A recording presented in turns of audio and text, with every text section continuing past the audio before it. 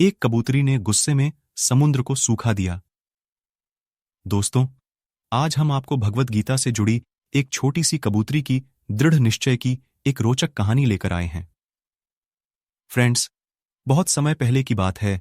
एक छोटी सी कबूतरी समुद्र के किनारे एक गड्ढे में घोंसला बनाकर रहती थी। वहां उस कबूतरी ने अपने घोंसले में 2 अंडे दिए। सुबह होने पर वह अपने अंडों को वहीं छोड़कर कबूतरी दाना चुगने निकल गई। शाम को दाना चुगने के बाद जब कबूतरी वापस आई तो उसने देखा उसके अंडे वहां नहीं थे। वह घबरा गई।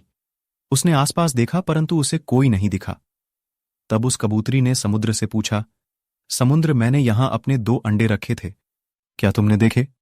समुद्र हंसते हुए बोला, तेरे अंडों का मुझे क्या पता? समुद्र के हंसने से कबूतरी को अंदाजा हो गया कि उसके अंडे समुद्र ने ही चुराए हैं। वह समुद्र से बोली, तुम्हारे अलावा यहां और कोई नहीं है, इसलिए तुम्हें जरूर पता है कि मेरे अंडे कहां हैं। तुमने ही मेरे अंडे चुराए हैं मुझे। मेरे अंडे वापस करो।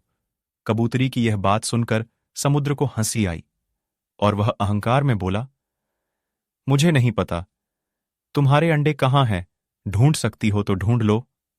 यह सुनकर कबूतरी गुस्से में बोली, मेरे अंडे वापस करो, नहीं तो मैं पूरे समुद्र का पानी सुखा दूंगी। यह सुनकर समुद्र कबूतरी पर हंसने लगा।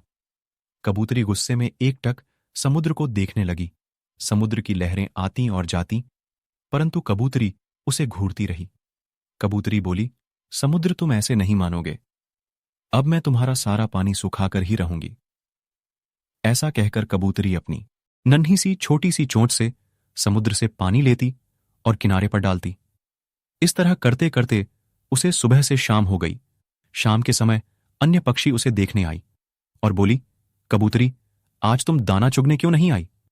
परंतु कबूतरी तो गुस्से में कुछ नहीं बोली, बस अपनी चोंच में समुद्र से पानी लेती और किनारे पर डाल देती। सभी पक्षियों ने उसे बहुत समझाया कि असंभव है, समुद्र का पानी कौन सूखा सकता है। लेकिन कबूतरी बोली, मैंने प्रण किया है, मैं इस समुद्र का पानी सुखाकर ही रहूंगी, जिससे मुझे मेरे अंडे वापस मिल जाएंगे। कबूतरी ऐसे दृढ़ निश्चय के साथ अपने कार्य में लगी रही। जब वह थक जाती तब वह थोड़ी देर रुक जाती और फिर अपने कार्य में लग जाती। यह सिलसिला 3 से 4 दिनों तक चलता रहा और कबूतरी का स्वास्थ्य धीरे धीरे खराब होने लगा। यह देखकर सभी प्राणी, पशु पक्षी हैरान थे। सबको उसकी चिंता होने लगी। तब सभी पक्षी मिलकर पक्षियों के राजा गरुड़ देव के पास पहुंचे और उनसे बोले, महाराज, यह नन्ही सी कबूतरी अपनी जिद पर अड़ी है और इतनी विशाल समुद्र का पानी सुखाने का प्रयास कर रही है। यह सुनकर गरुड़ देव समुद्र तट पर कबूतरी के पास पहुंचे और बोले, कबूतरी, क्या हम तुम्हारी कुछ मदद कर दे? हमारी चोंच कुछ बड़ी है। कबूतरी गुस्से में बोली, यह मेरा काम है, मुझे करने दो, मुझे किसी की मदद नहीं चाहिए। गरुड़ देव समझ गए कि कबूतरी अपने बच्चों की चिंता से गुस्से में है। तब गरुड़ देव भगवान श्री हरि विष्णु के पास गए और उनसे मदद की विनती करने लगे और बोले, प्रभु, आप सृष्टि के रचयिता हैं, अब आप ही कुछ चमत्कार कर सकते हैं।